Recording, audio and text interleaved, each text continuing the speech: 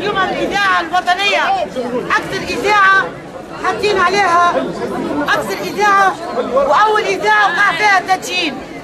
نعلمكم أنه في الإذاعة الوطنية التونسية قسم الأخبار الإضراب ناجح 100%، رغم أنه البارح حتى للساعتين بتاع الليل ومحمد المدب التقني بالكهرباء اللي حددته حكومة النهضة على رأس 9 إذاعات حكومية يحاول من البارح ويتصل فردا بالإعلاميين باش يركعهم ويخوفهم وقال لهم مش هعمل لكم دي بي في، مش هعديكم على مجلس التأديب، ولكن الصحفيين أبوا إلا ينجحوا الإضراب، والحمد لله الإضراب ناجح في الإذاعة الوطنية التونسية 100%.